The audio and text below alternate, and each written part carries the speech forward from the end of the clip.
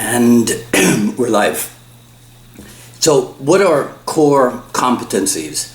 According to the dictionary definitions that I found, a defining capability or advantage that distinguishes an enterprise from its competitors. And then there's also a defined level of competence in a particular job or academic program. So when it comes to Jeet Kune, it seems as if there's applicability on the general level and also on the individual or the specific level. Right? Hello everyone, this is Dwight Woods, the Jeet Kune Rebel, and welcome to the I Love Jeet Kune broadcast number 86. This is the one about the core competencies of a Jeet Kune instructor. So as you guys are logging in, you know the deal. Be kind enough to say where you're logging in from, and hit the like button, and feel free to continue to hit the like button if I say anything that you find particularly insightful, if you agree with it, and then Facebook will know we're having a good time and they will assign algorithmic relevance to what we're doing. All right, so let's first look at the duties or the responsibilities of a Jeet Kune instructor, right? So are they any different from those of an instructor of a different art? I would venture to say no. But that doesn't necessarily mean that the approach that the Jeet Kune instructor might take or that the instructor of the other art might take, that doesn't mean that the approach to their respective arts is exactly the same. To me, Jeet Kune seems to be like the only art that is afflicted with self-destructive capabilities, right? Like built into its structure. How else, right? Do we account? In the old days, there was the once popular refrain was, it's easier for me to tell you what Jeet Kune is not than to tell you what it is, right? Now that does not lead to clarification or instant or immediate clarification.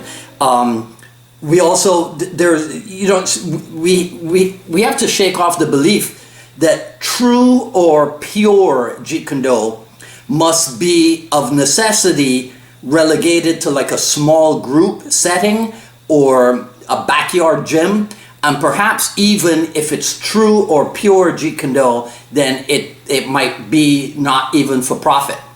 JKD instructors have to deal with these issues while being everything that mainstream martial arts instructors are. But these mainstream instructors do not have to be concerned with, for example, the idea of freeing their students from clinging to patterns or stylized ways of thinking about their art and performing their art.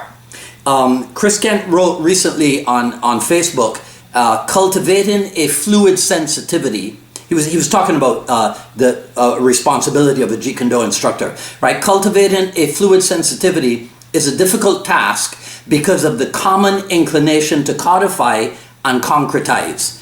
Right? That inclination is perhaps why in some JKD circles you hear people talking about and fixating on such things as such and such series, you know, like what's number whatever technique in whatever series, as if this is material that is supposed to be religiously passed on verbatim.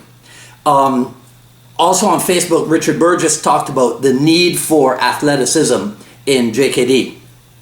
And while he's right, many of the top JKD instructors in the world are certainly past their physical primes, right? So what are they supposed to do?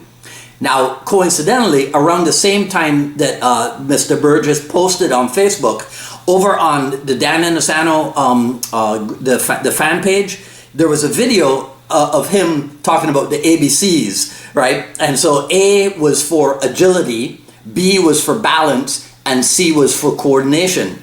And then he divulged a Bando teaching about the 6 S's. And so he was saying that you have to have a certain amount of strength, you have to have a certain amount of speed, you have to have a certain amount of stamina, you have to have a certain amount of skill, you have to have strategy, and then none of those 5 work if you don't have the right amount or the right type of spirit.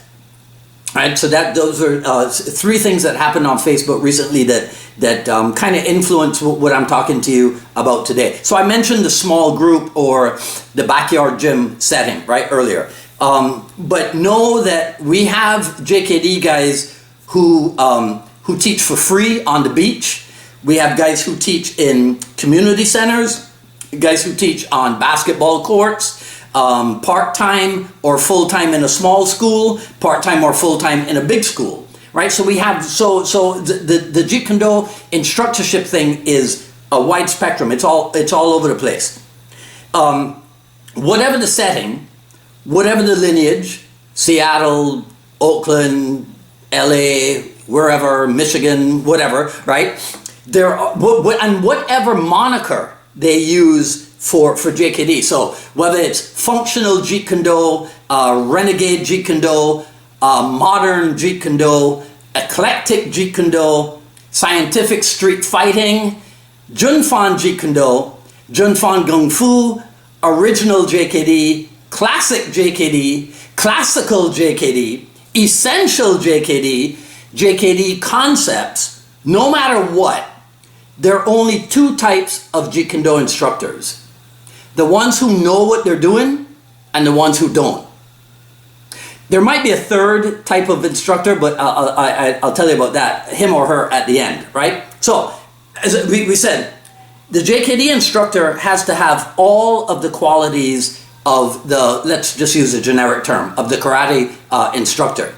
The Jeet Kune Do instructor has to know his material. And I'm not being politically correct. I keep saying his, but obviously I'm talking about female instructors as well. All right, so cut me some slack. So you have to know the material. You have to be able to convey it well. You have to make sure that the training is performed in an alive manner, practically and realistically. And you have to know how to structure the material in a way that the students get it. In the early days, we were told that frustration was good. And I agreed with that and I believed it wholeheartedly. So when I taught, I figured it was a good thing if my students became frustrated. Up until when they quit because of frustration, right? And that's when I realized that I was not my students. I was being taught how to problem solve because I was being taught as an instructor. But my students were not instructors, and so to a certain degree, they were looking to me for answers, not for problems. So I had to formulate teaching moments that led them to embrace what I call the good kind of frustration, and develop lesson plans that foster like an attitude of receptivity to problem solving, right? So that's a struggle that JKD instructors will always have to deal with. The JKD instructor is tasked with being a psychoanalyst who is working on himself while simultaneously working on his students on their physical, emotional, mental, psychological development.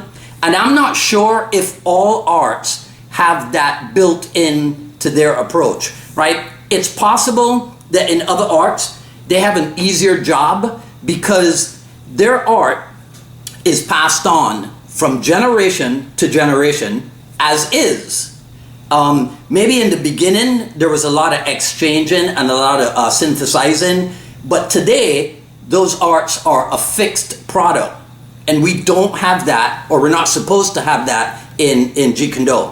The Jeet Kune Do instructor is tasked with remaining relevant, to coin a term that Dave Kovar used last week, right? Has to keep up with the times, right? There's, I forget what the Jeet Kune Do saying, I think Bruce Lee said something like, to change with change is the changeless state. And then there's the other one, that knowledge is fixed in time, whereas knowing is continual. So the Jeet Kune Do instructor is always tasked with having to keep up with the times. So for some people, that translates into adding to the store of what they offer. So there's JKD with Brazilian Jiu-Jitsu, with Muay Thai, with Krav Maga, with Sistema. But we all know that add in more stuff. Whether you're moving forward with the newer stuff, like the BJJ and the Sistema and Krav Maga, or whether you're moving backwards and add into the store of your offerings with Wing Chun, for example, we all know that adding on, that is not Jeet Kune Do. One of the core competencies is keeping an eye out for innovative methods, let's say, right? So in the old days, we used to relentlessly point this out as a necessity, right? This innovation, by comparing or contrasting the pioneering efforts in Jeet Kune Do with the pioneering efforts of people like Dick Fosbury, Roger Bannister, Hank Lucetti. Now, if you don't know what I'm talking about, here's my suggestion. Look them up. Dick Fosbury, Roger Bannister, and Hank Lucetti, and you'll understand what I'm talking about when I use the phrase pioneering efforts, right? Technological advances for today, they have led to greater innovation in JKD training methods, right? So sparring gear, for example, the sparring gear today is much better compared to back in the day when you were kind of piecing together stuff, you know, stuff from boxing, maybe some stuff from fencing, some stuff from baseball, some stuff from hockey, right? And pretty much whatever else it is that you could find. But having better gear, having better technology is not all that there is to it. You still have to come up with, I almost want to say come up with new ways to teach the old stuff, because the old stuff is still relevant. The old stuff is still good. You know, look, Tim Tackett is retiring from active duty, and he's got a new book coming out called Essential Jeet Kune Do. And almost immediately when that news was announced, I heard somebody say something like, "Oh, well, what could Tackett have that's new that he hasn't covered in his what?" Tackett has 1, 2, 3, maybe at least 4 other Jeet Kune Do books, right? So the question was, what could he have that's new? And I thought immediately, why is it not conceivable that somebody like Tim Tackett, who has continued working on his JKD throughout the decades, why is it inconceivable that he could come up with something new that has not been covered in books that he started writing in like the late 80s or something, so like 30 years ago? Of course there's new stuff that he might come up with, or a new twist on old stuff, like I said earlier, right? And so that's the third kind of Jeet Kune Do instructor. The third kind of Jeet Kune Do instructor is the one who, no matter what, always keeps an open mind, is always looking to see what there is that can benefit him or her, right? And can benefit his or her students, right? Keep this in mind. It's something I thought about when you know, I talked about it last week, I think. It's in Sifu Dan's Jeet Kune Do Art and Philosophy book, and it's the explanation of the interplay of yin yang as it relates to Jeet Kune Do. And keep this in mind. At the same time that Jeet Kune Do is a timeless work of art, it is also a work of timeless art. Keep that in mind. All right, that's it for today. Feel free, share, like, comment, ask questions. I'll review everything after posting.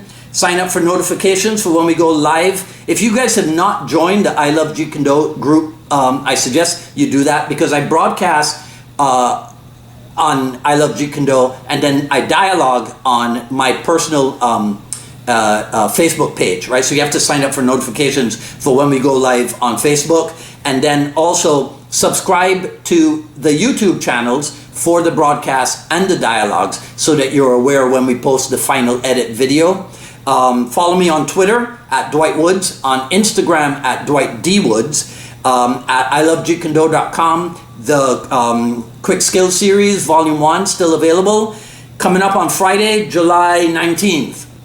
Jeet Kune dialogued with Tom Callis. So last week we had Dave Kovar, and I said that some people might not be aware of that name. Some people might not be aware of the Tom Callis name, but I guarantee you, just like last weekend with Dave Kovar was very valuable. I've gotten a ton of good feedback from that. This weekend will be just as valuable with Tom Callis. So that's Friday the 19th, and I think it's at the 6 p.m. Eastern time. Today is beige and brown and pink day, right? That's the shirt. And I'll see you back here next week, same time, for another issue of the I Love Jeet Kune broadcast. This is Dwight Woods, the Jeet Kune Rebel, signing off. You guys enjoy the rest of your day. Take care.